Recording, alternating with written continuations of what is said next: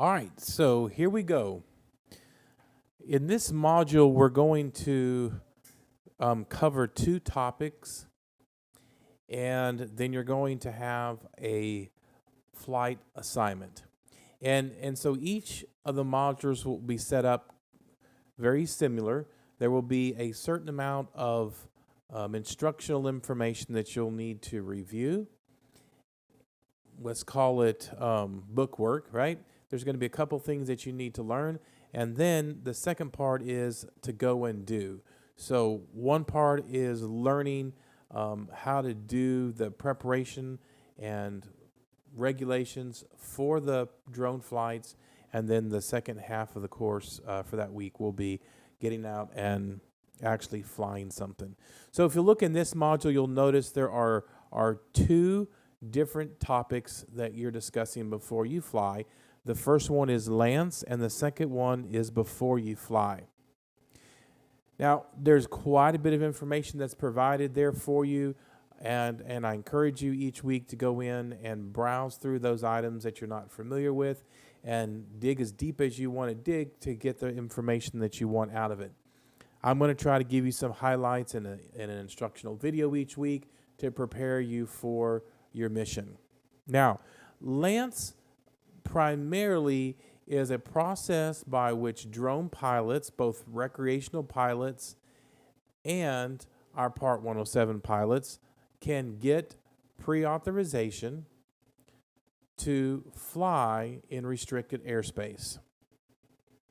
Now, I know there's some assumptions there that you already know what a restricted airspace is. It is one of the prerequisites for this course that you've gone through flight operations.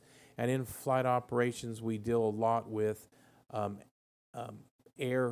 restricted airspace and where you can fly and where you can't fly. So if you find yourself kind of at a loss and you want to rehash that, just go back and review in the FAA study guides where we learned and talked about airspace. So I'm going to pop over to the mobile device. And so the mobile device is where you're going to get the before you fly. So basically, I'm just going to leave that first learning module, LAANC, kind of to you to browse through that. That LAANC just means this is the process by which you will get authorization to fly in restricted airspace. That's all that document talks about. The next document talks about the Before You Fly app, and that's what we're getting into now. And so you can download the Before You Fly app. You can see it down here about halfway in my screen, Before You Fly, there at the App Store. And this is what opens up when you are in that app. It's going to place a marker where you are. You see I've scrolled down in on that marker, and you can use your two fingers to zoom out. And when you do that, you will notice the circles that are around. There's three circles that are near where I live. This is kind of right here at my house, and this shows the airspace that's most near me.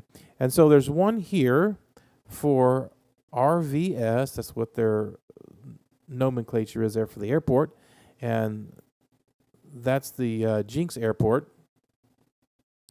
And you can actually get in and you can see, oops, let's pop back to where we were.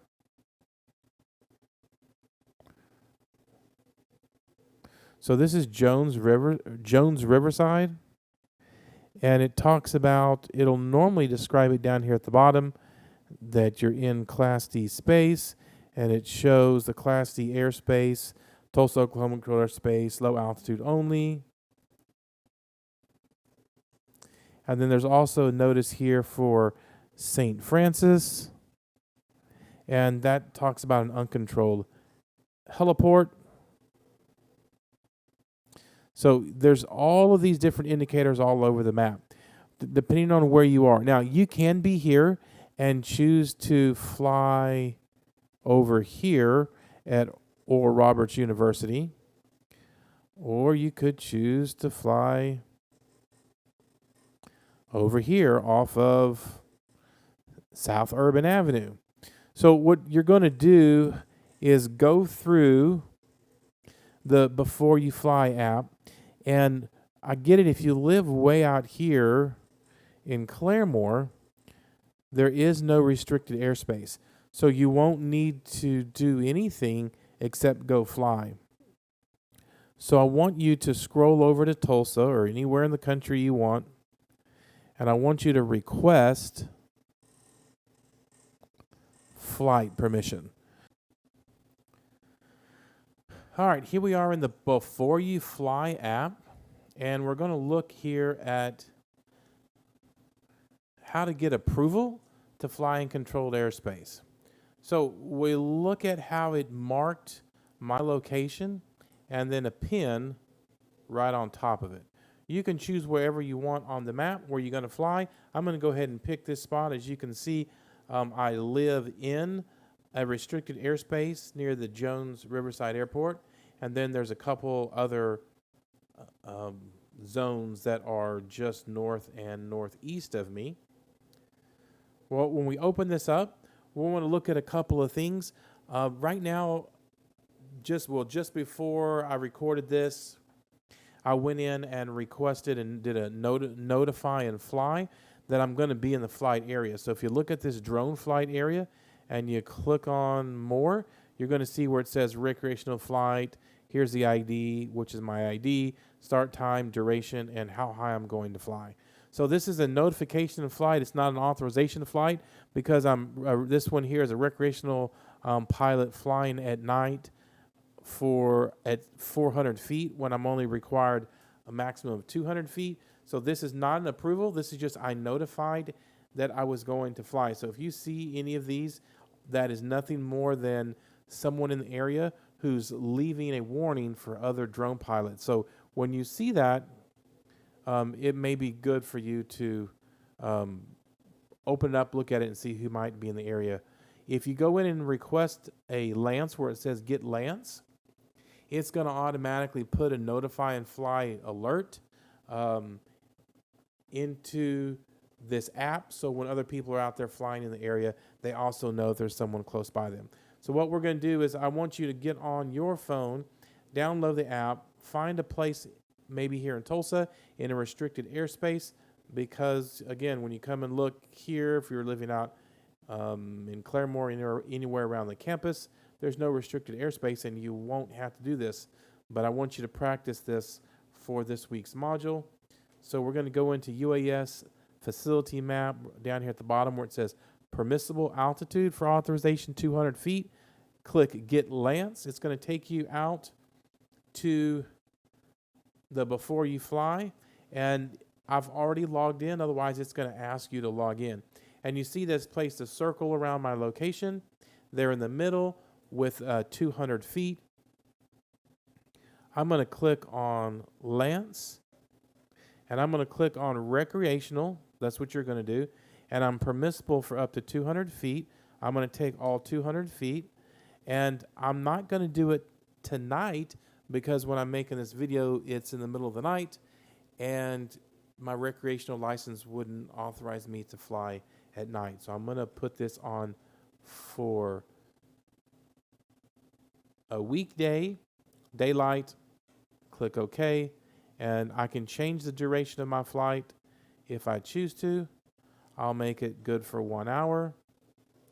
Read the information, click Next. It says eligible for auto approval. So at this point, I've been authorized to fly by the authorizing agent is the airport, Riverside, Jones Riverside. That's RVS. That's Class D airspace. And then you see the start and date time, the 60-minute duration, and then just a little bit of information about your pre-checklist results. There's going to be the review and submit to the FAA about your LAANC, your privacy statement, your terms and conditions. If you agree and submit, it will now actually send a request over to FAA. And then you see now here where it says LAANC for ALTF11U6Z, all that. Well, that's me. and that starts in 11 hours. So now anyone who is flying in this area can see that, and then you look up here on the screen and you see someone can see that there's a LAANC for that area. So now everyone knows that there's a drone pilot. And then we'll just see if it happens to come through.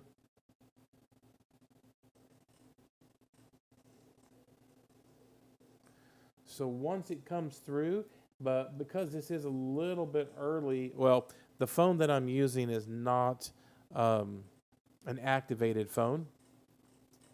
But what'll happen on your phone, and I'll see if I can push this through, but it doesn't look like it's going to.